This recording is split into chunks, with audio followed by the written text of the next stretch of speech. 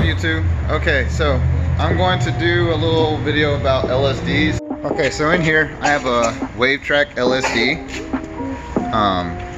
It's broken two final ring gears.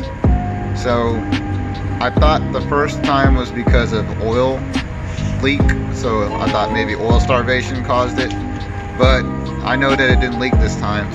And so this time I'm pretty sure that it's gonna have to be maybe a clearance issue, because I know that it wasn't leaking last time.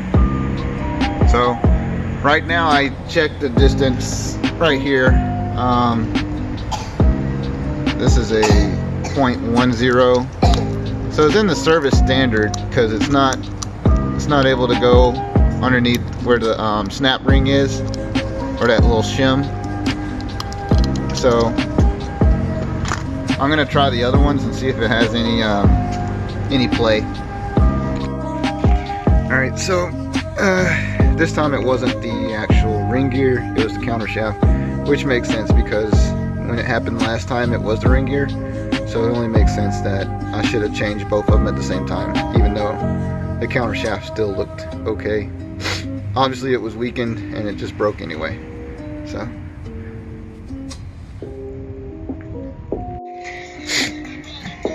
Wave Track LSD.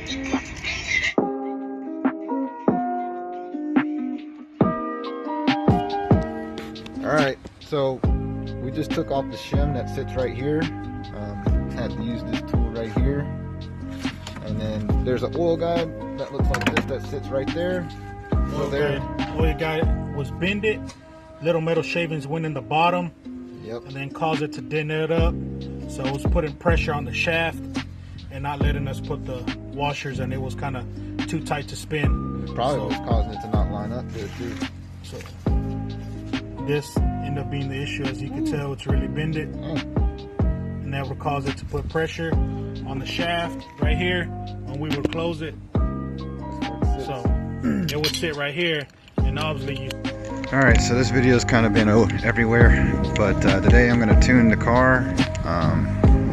Air fuel ratios are dropping down to 11s when I get past like 8,000 RPMs. So that's not ideal. But before I tune the car, I'm going to finish talking about LSDs.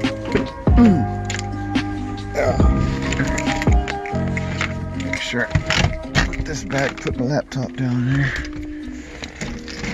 Okay. Alright, so what I wanted to talk about today was LSD.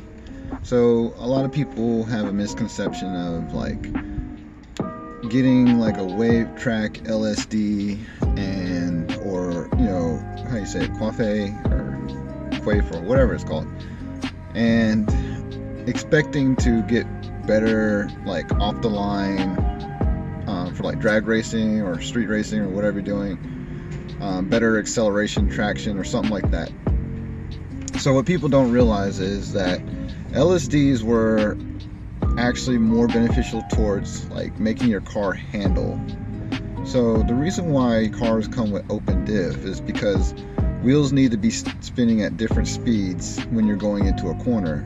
So the inside wheel spins at a slower rate and the outside wheel spins at a faster rate. So you need these wheels to spin at a different, you know, speed, or you're going to have traction issues. AKA that's why people who like to drift cars like to lock the differential together. So they'll break traction easier. So knowing that an open diff, let's say the inside wheel has less traction than the outside wheel, which tends to happen because when you go into a corner, the weight shifts to the outside. So all your power, well, I guess the way to put it is the torque is not being transferred, but all your power is getting used up on that wheel that has no traction. So in order to prevent that, they created LSD, which will help lock the other wheel. So it will cause that wheel to maintain power instead of being sent all over here and it's just spinning and losing traction, and it's not helping you power out of the corner. Thus you get understeer or whatever. But what a drag racing car needs, or a car that wants better acceleration, is a locking diff, one that doesn't allow two wheels to spin at the different time, because an LSD still allows wheels to spin at different rates. That's not what you want if you're accelerating or doing drag racing. You actually want a locking diff.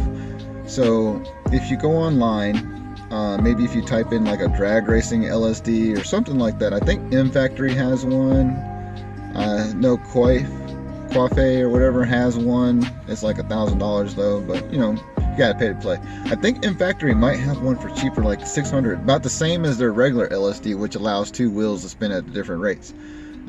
Basically it locks close to a 1-to-1, so it's not going to be exact mono 1-to-1 ratio, but it locks close to a 1-to-1 ratio. And what that means, you'll have both wheels spinning at the same rate. No matter what wheel loses traction, they'll both have the equal power at each other. So if you're having issues putting power down in the acceleration, or getting off the line, losing too much traction, spinning too much off the line, try getting one of these LSDs that lock it to a 1-to-1. If you're interested in handling, you can get a wave track like me, or something that I'm not sure what the ratio is. If I had to guess, maybe like a 1-to-4 ratio or something like that. But basically it's made to help me handle better and pull out of the corners, because man, I notice a big difference going from an open diff to the wave track. When I take a corner and I accelerate and I put power down in the corner, it basically pulls me through. Like it wants to, you know, just pull me through the corner, like a string is just pulling me through, and I'm going the direction I want to go. So that's what LSDs are for. And a lot of people are going out here and buying these LSDs when they should be getting a locking diff, because most people I think are more interested in just, you know, street racing, acceleration contests and whatnot, versus, you know, people wanting to get all into the road racing scenes and all into that, because it requires more to get into that versus you know, just going out and running your car on the highway, or going to your local dig spot where you guys launch it.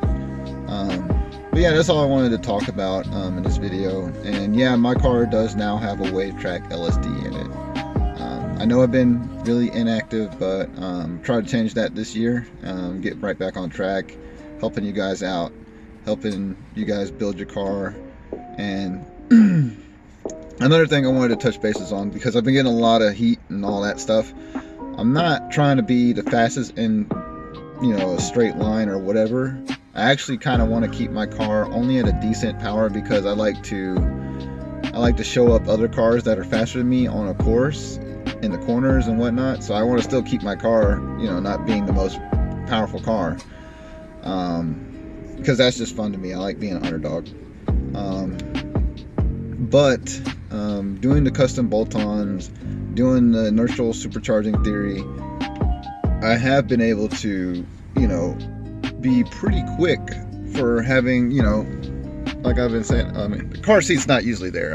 I keep that in the truck over here, but yeah, I have full interior, you know, everything, all full interior. So yeah, I have full interior, you know. And just recently, we're gonna do a rematch, but I just recently raced a full bolt-on K24 A2 with the 50-degree VTC gear and all that good stuff, E85, all of that, and I was still able to pull them.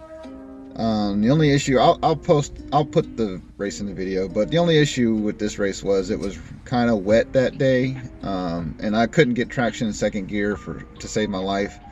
And I'm not sure why my fifth gear cut, because it's not doing it. I just took it out yesterday to check on that, and I was able to go all the way in fifth gear, but my fifth gear cut in the race, which you can kind of see, because as I pulled back on him, my car just stood still and all of a sudden you just see me back out of it because my fifth gear was going all the way up, and I was like, what's going on here? And then I was like, well, if I can't go, I'm just gonna get out. So I just got off the pedal because I was like, well, it's not going nowhere. So if I can't, my fifth gear was like cutting me, like I was at a governor or something. But but the whole night before I had been doing some racing, so and it wasn't doing it. It didn't happen until my gas light comes on, but I wasn't aware of an RSX cutting you if your gas light is on. But maybe that's a thing, and I just didn't know. I don't know if you guys maybe know about that. How if your E light, your gas you're on E light comes on, it'll cut you in fifth gear or something. I don't know. But yeah, that's what happened in the race.